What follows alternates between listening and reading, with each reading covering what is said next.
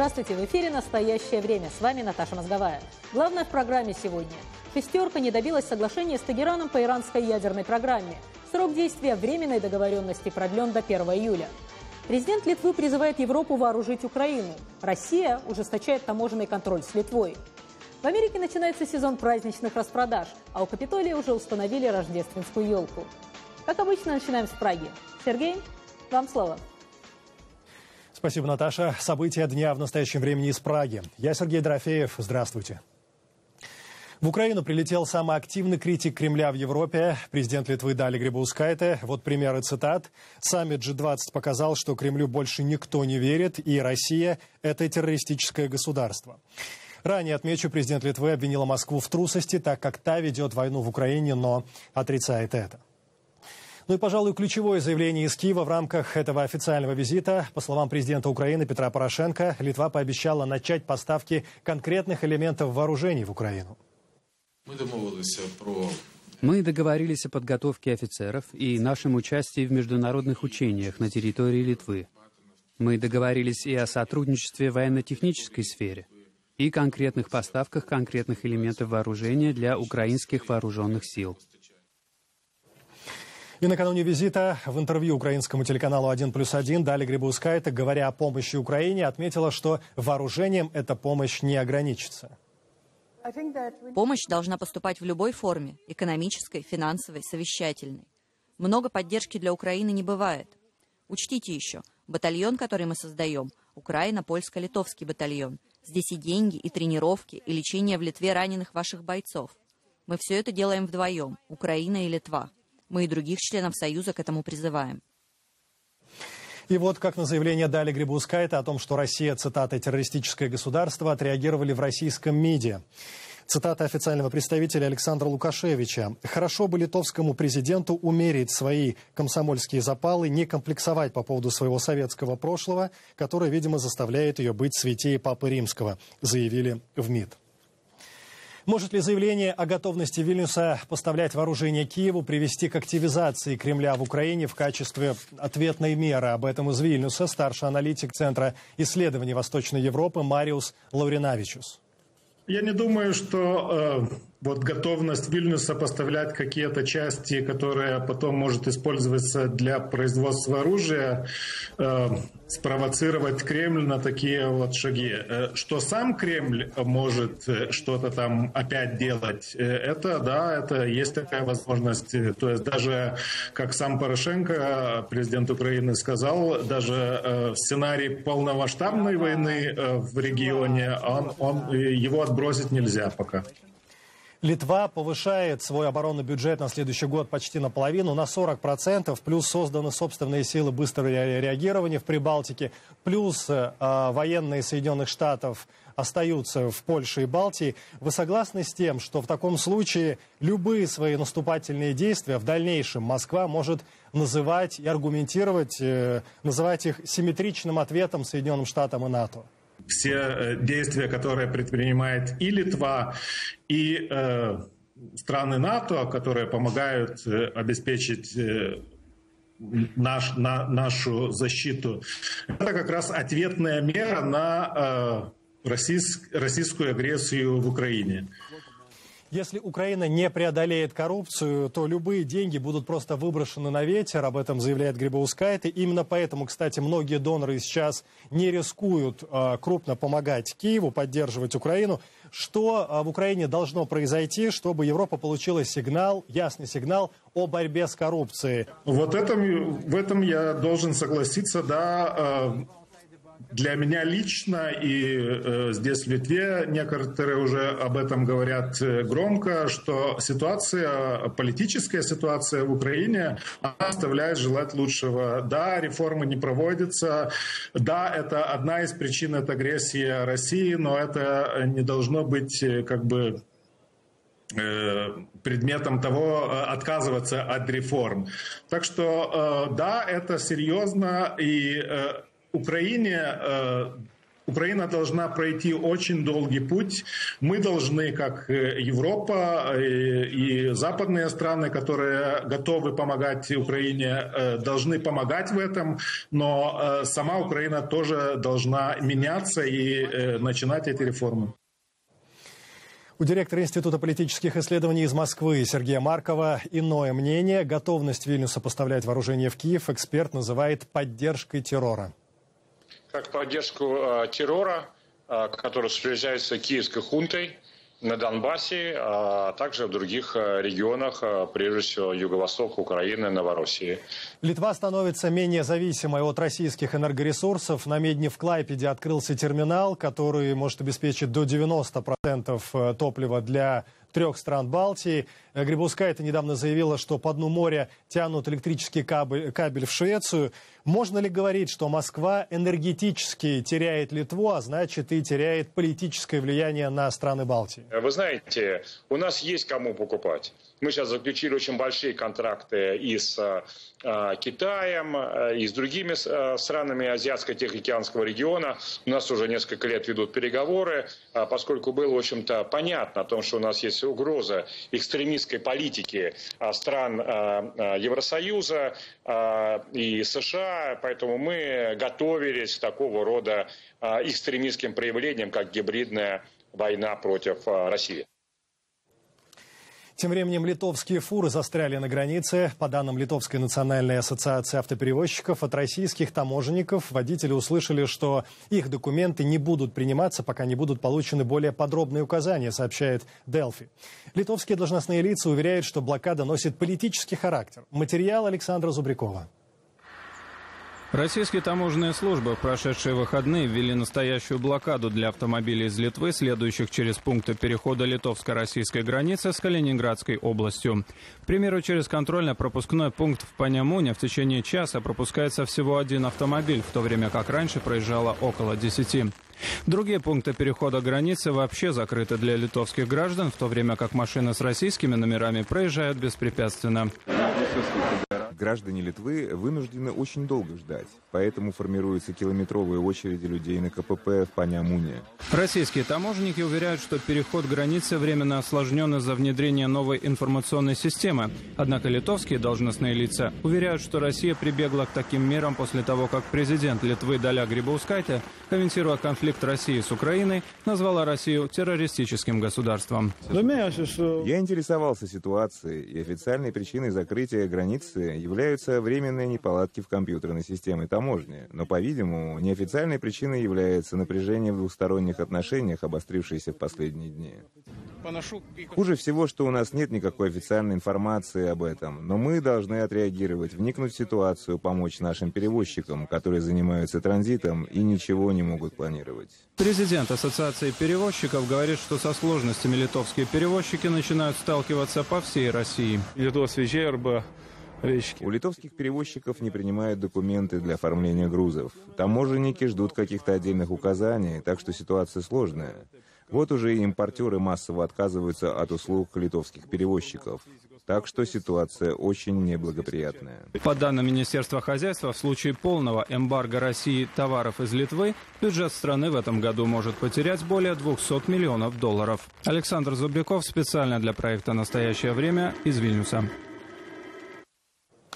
Другие темы. В выходные все внимание было приковано к переговорам в Вене, где обсуждался иранский ядерный вопрос. Чем закончилась встреча? Слово нашим коллегам в Вашингтоне. Наташа. Да, Сергей, сегодня исполняется ровно год с момента заключения временного соглашения по иранской ядерной программе в Женеве. На новых переговорах в Вене представители «шестерки» так и не сумели достичь всеобъемлющего договора с иранской делегацией об ограничении ядерных возможностей Тегерана в обмен на отмену экономических санкций. Однако стороны договорились продлить срок действия временного соглашения до 1 июля. Между участниками встречи остаются серьезные разногласия. До последнего момента продолжались переговоры между госсекретарем США Джоном Керри, министрами «пятерки» и министром иностранных дел Ирана Джавадом Зарифом. Западные дипломаты говорят, что они не намерены ослаблять режим санкций до подписания окончательного соглашения. Согласно газете «Нью-Йорк Таймс», именно США предложили продолжить переговоры, несмотря на истечение назначенного крайнего срока для достижения соглашения. Бывший пресс-секретарь Белого дома Ари Флейшер пишет в Твиттере: «Барак Обама в очередной раз показал противнику, что его крайние сроки не имеют значения. Пришло время Конгрессу вводить новые масштабные санкции против Ирана». По мнению экспертов, промедление может повлиять на ход переговоров из-за развития общей политической ситуации. Реальность такова, что времени нет ни у одной, ни у другой стороны. Каждый раз, когда продлевается срок, политическая ситуация как в Тегеране, так и в Вашингтоне все больше не допускает отклонений. Если по условиям договора Ирану будет предоставлены осязаемые экономические уступки, это очень понравится населению, и критикам правительства Роухани будет сложнее отказаться от сделки. Впрочем, как отметил президент США Барак Обама в интервью телеканалу ABC, даже если в ближайшем будущем удастся достигнуть договоренности с Тегераном, то останутся другие проблемы во взаимоотношениях Ирана и мирового сообщества. Не стоит забывать, что даже решив ядерную проблему, остается проблема поддержки Ираном террористической деятельности в регионе, а также проблемы в отношении Ирана к нашим друзьям, например, к Израилю. Достижение соглашения с Ираном убрало бы с повестки дня большое дело и, возможно, стало бы началом изменения отношений не только с США, но и со всем миром. И вот еще новости из Вашингтона. В связи с напряженной обстановкой на Ближнем Востоке, прежде всего это связано с активностью радикальной группировки «Исламское государство» в Ираке и Сирии.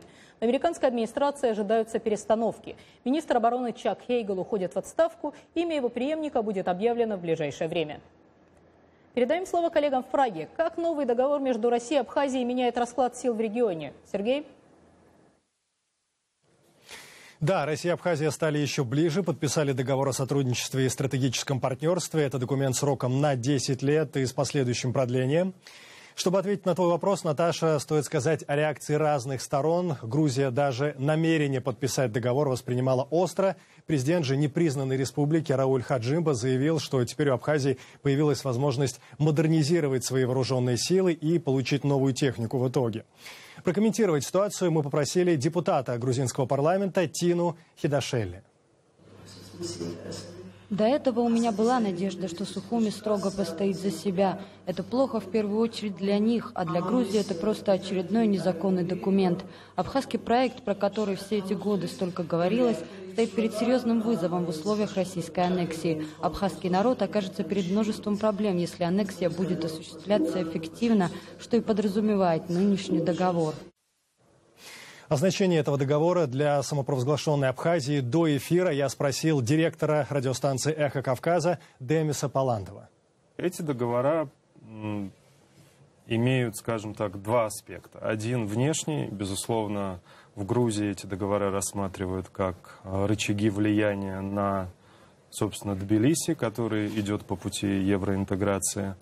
И, естественно, есть аспекты отношений между самопровозглашенными республиками Абхазия и Южная Осетия с Россией. Да? То есть в этих договорах содержатся отдельные пункты, которые позволяют закрепить присутствие России в этих республиках. Министр обороны Грузии заявил, что, вот у меня цитата, «все государственные ведомства страны готовят специальный план ответа России». Что конкретно Грузия может предпринять, если эти договоры будут закреплены подписями и печатями? Ну, я считаю, что никаких особых действий Грузия в данном случае предпринять не может, потому что рычагов влияния на Россию и на эти республики сегодня у Тбилиси нет. Но эта тема очень важна внутри Грузии, политическая, да, потому что у сегодняшнего правительства грузинской мечты, есть оппозиция, это национальное движение, которое постоянно говорит о том, что правительство грузинской мечты не отстаивает интересы Грузии и сдает позиции в угоду России. А что это за информация, что в случае военной эскалации конфликта между Тбилиси и властями Абхазии последние передадут командование непризнанной республикой Кремлю?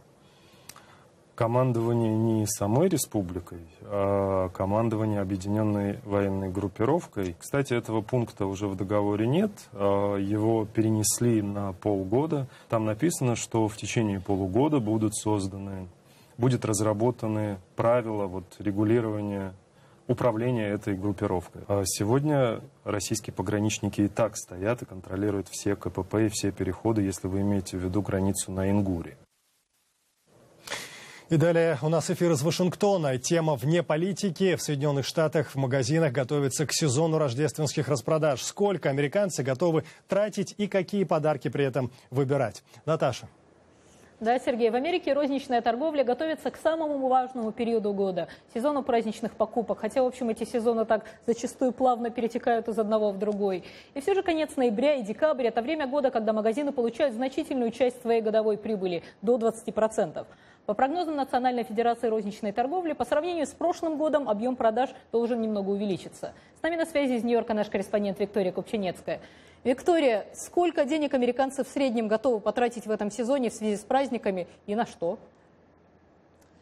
Наташа, добрый день. В этом сезоне, в этом праздничном сезоне, которого мы все с нетерпением ждем, американцы готовы потратить до $800 каждый. Это примерно на 5% больше, чем в прошлом году. В прошлом вот таком же праздничном, предпраздничном сезоне. Вообще вот этот период с конца ноября до конца декабря, период праздничных покупок, является очень важным показателем, если можно так сказать, здоровья американской экономики и уровня потребительского доверия. И вот в этом сезоне прогнозы экономистов очень оптимистичны, более оптимистичны, чем в прошлом. Виктория, секунду, а почему? Откуда такой оптимизм? На чем это основано?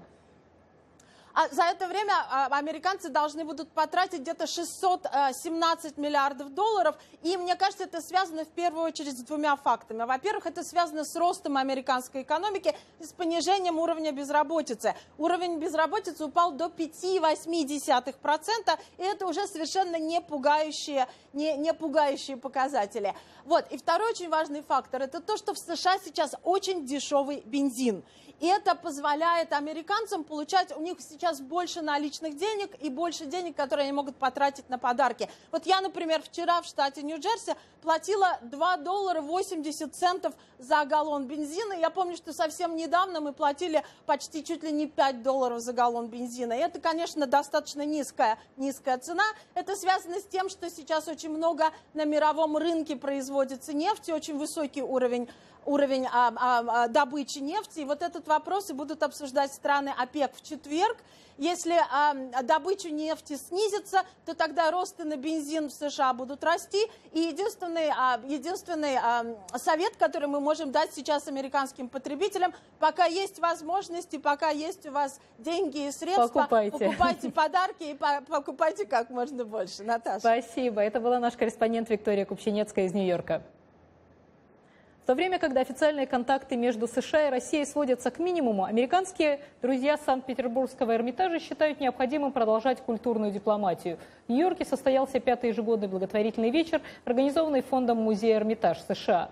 Как сообщает наш нью-йоркский корреспондент Михаил Гудкин, несмотря на разговоры о новой холодной войне, атмосфера вечера была традиционно теплой.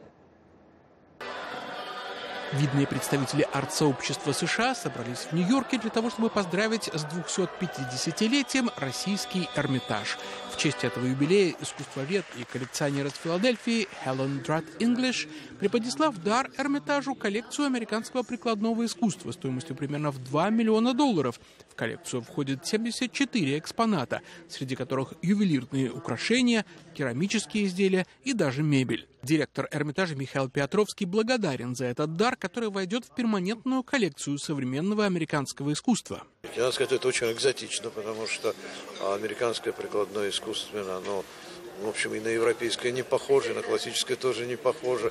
Тут и керамика, и всякие такие какие-то тотемистические, шаманские вещи. Много чего безумно интересно. Торжественный вечер в Нью-Йорке был организован американским фондом Музея Эрмитаж. Эта благотворительная организация с середины 90-х годов оказывает поддержку Петербургскому музею.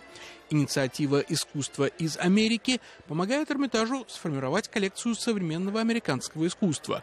По словам председателя фонда Пола Родзянко, сохранять культурный диалог между Россией и Америкой особенно важно сейчас, когда отношения между двумя странами резко ухудшились. Мы не занимаемся политикой или геополитикой. Искусство, как говорит Михаил Петровский, это то, что отличает людей от животных. Это то, что связывает людей. Эрмитаж, как и другие великие музеи мира, это портал, открывающий путь к тому, что объединяет людей, к человеческой душе. По мнению Петровского, сегодня ситуация хуже, чем во времена Холодной войны. Вот уже более 2 лет нет музейных обменов между Россией и США. Это связано не столько с обострением политических отношений, сколько с тем, что США не могут гарантировать, что предметы искусства из России не будут здесь арестованы в исполнении решения американского суда по библиотеке Шнейрсона. Директор Эрмитажа считает, что у культуры должны быть особые права. Они должны быть, их нужно уважать, и должны быть какие-то юридические основания для этого. Это то, что мы во всем мире все вместе пытаемся в культурной сфере каким-то образом осуществить. Ну, мешают иногда политики, но ничего. По традиции фонд музея «Эрмитаж» каждый год чествует 2 художников – американского и русского. В этом году американским лауреатом стал скульптор-минималист Ричард Серра. Награду от его имени принимала почетный директор Нью-Йоркского музея современного искусства Агнес Гунд. Вторая награда досталась одному из пионеров соцарта, художнику-нонконформисту Леониду Сокову, уже более 30 лет живущему в Нью-Йорке.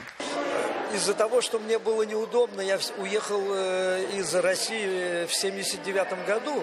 Вы понимаете, не то, что неудобно, а я не мог состояться там как художник, поэтому я и уехал. Американский меценат Helen Drutt English надеется, что ее дар станет одним из шагов в сторону гармонизации отношений между США и Россией. Я вижу это как важный позитивный шаг. Я надеюсь, что он поможет снять напряжение.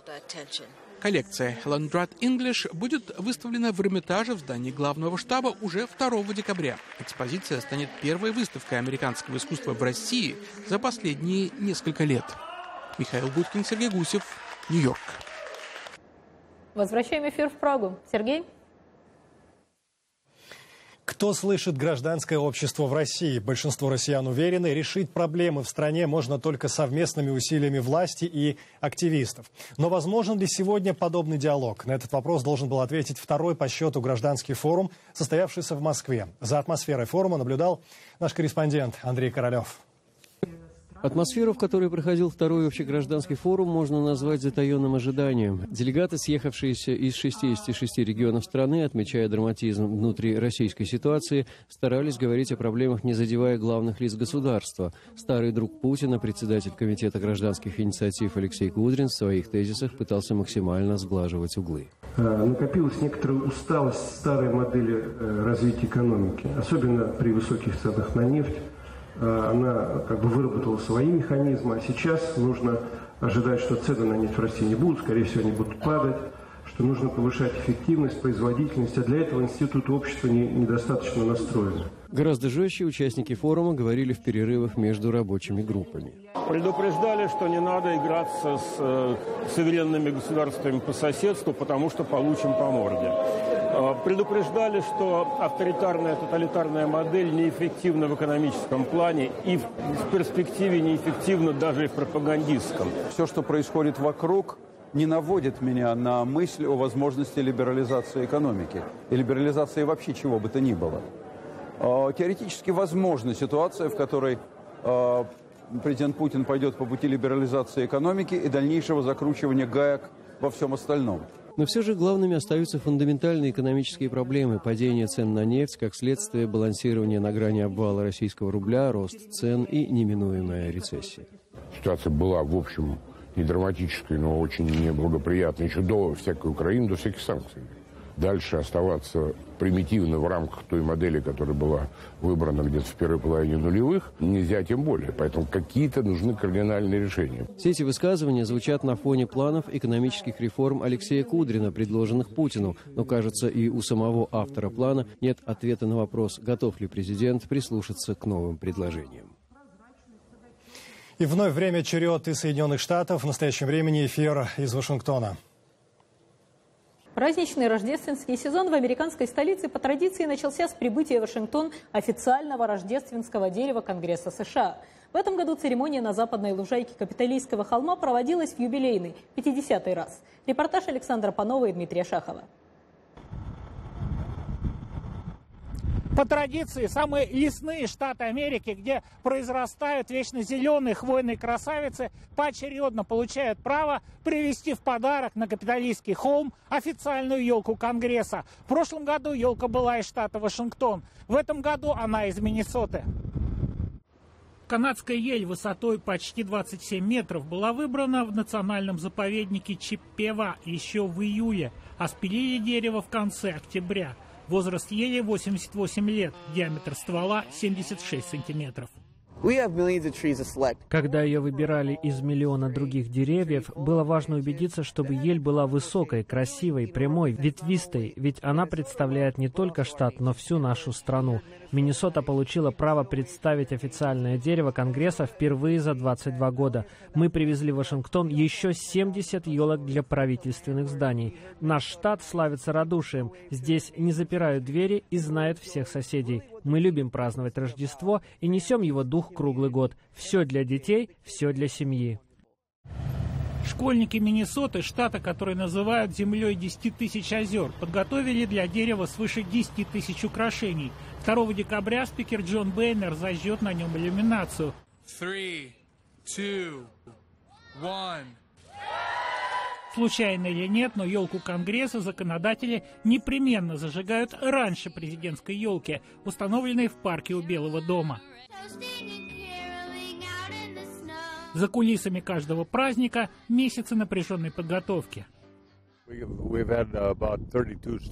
Мы сделали 32 остановки по пути в столицу. Городские улицы просто не рассчитаны на такие грузовики. Приходилось заезжать на тротуары, повороты были пыткой, а парковались мы на торговых молах. Путешествие этого дерева обеспечивали лесники и индейцы из племени Обжибве, работники гостиниц, полицейские и спецслужбы разных штатов, сотни волонтеров. Наша организация занималась сбором средств на поездку длиной в 2700 миль. Не потрачено ни $1 бюджетных денег. Что бы вы хотели пожелать нашим зрителям в канун праздников? Я утром включил телевизор. В мире столько ужасных новостей из Сирии, из России. Мое главное пожелание, чтобы везде на планете воцарился мир. Долгие годы американские политики ведут ожесточенные споры вокруг названия зимних праздников и, соответственно, елки. Республиканцы утверждают, что елка рождественская и никак иначе. Демократы из соображений политтолерантности настаивают. Дерево называть надо просто праздничным, чтобы не обижать представителей других религий. Счастливого всем Рождества. Но даже если праздник для вас называется по-иному и отмечается в другой день, это не важно. Важно, чтобы вы его славно встретили, а ваши заветные желания исполнились. Александр Панов, Дмитрий Шахов. Настоящее время. Вашингтон.